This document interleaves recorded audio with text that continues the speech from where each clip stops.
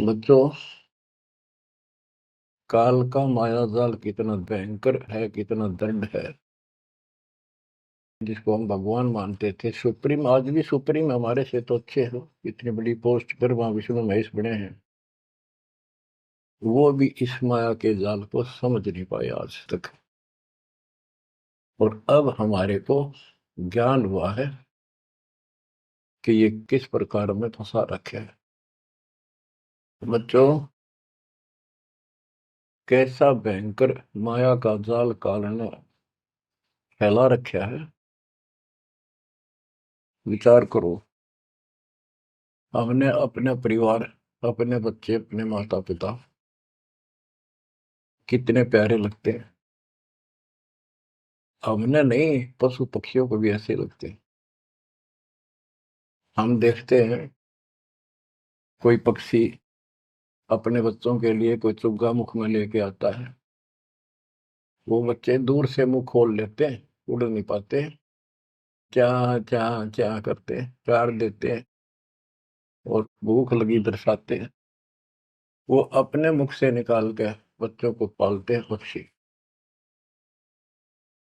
बच्चों, जैसे भैंस गाय, उसका बच्चा घर पे होता है, भैंस गाय जंगल में घास चरने जाती हैं, शाम को जब आती हैं, उनका बच्चा देख कर अपनी माँ को रस्से से बंधा बंधा कूदने लग जाता है। अजब गजब प्यार दिखाता है, और माँ भी इसको आके चाटती है, प्यार देती है, फिर दूध पिलाती है। इसी प्रकार जब हम घर आते हैं, छोटे बच्चे होते हैं, देख कर पिता को, माँ को, जो बाहर से आते हैं काम पर से, उनकी तरफ दौड़ते हैं, उनको गोदी उठाते हैं, सीने से लगाते हैं, प्यार देते हैं, कितने प्यारे लगते हैं। और अपने आप दुख उठाकर बच्चों का ख्याल रखते हैं, परवरिश करते हैं, उनको सुख देते हैं। बच्चा पेशाब कर देता है रात्रि में, सर्दियों के दिन, माँ अपने आप उस पेशाब वाले स्थान पर लेट जाती है और अपने बच्चे को सूखा कपड़ा देकर सुलाती है। और बच्चों, फिर क्या होता है? बहुत अच्छा है, ये प्यार होना चाहिए। लेकिन दुख इस बात का है, इतने लाडलों से पाले हुए को फिर काल छीन लेता, जबरदस्ती टक्कर मारते रह जाते हैं। ये बात समझ में नहीं आ रही थी। ये जाल है काल का, ये माया जाल है। ये क्यों हुआ? अब के करा, प्यार भी था, सारा कुछ थे, लाड भी है। समाचार पत्रों में पढ़ता हूँ, पहले तो पढ़ लिया, डाल दिया, हम ठीक है।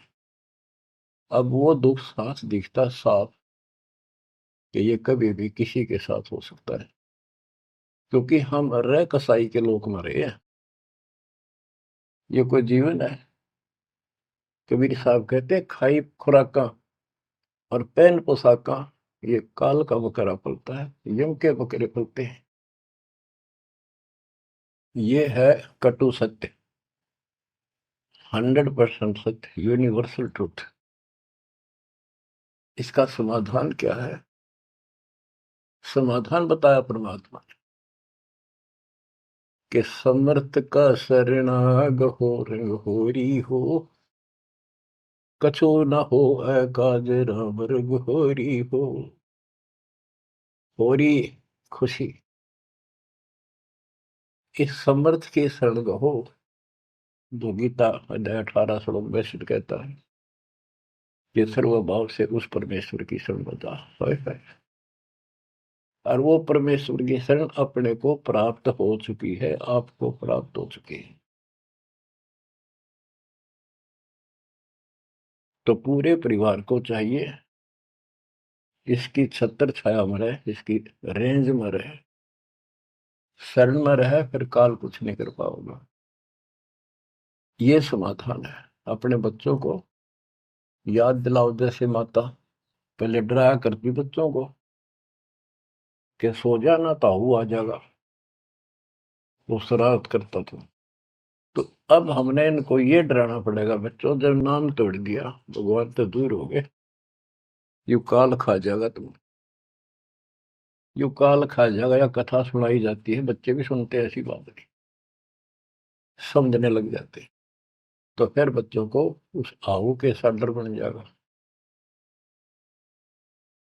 फिर क्या होगा, कहते जीव है इतने जोखिम रही, मरे जब निशंक मरे। जीवोगे इतना कोई जोखिम नहीं, कोई खतरा नहीं तुम्हें, और मरे जब निशंक मरे। जैसे मैंने आपको बताया, मेरी माता जी ऐसे, जैसे चाचे डा करे घर जान का, बोली बेबे मैं जाऊंगी, गुरु जी आऊंगे, मैंने सतलोक छोड़ के आऊंगी। उसकी सेवा में थी सिस्टर और भी, वो रोने लगी कि हमारी सेवा की, हम आपकी सेवा कर रहे थे, तब न और सेवा मिल जाएगी, मन न जाने दो, न्यू ना करो। और इतना कह के शरीर छोड़ी।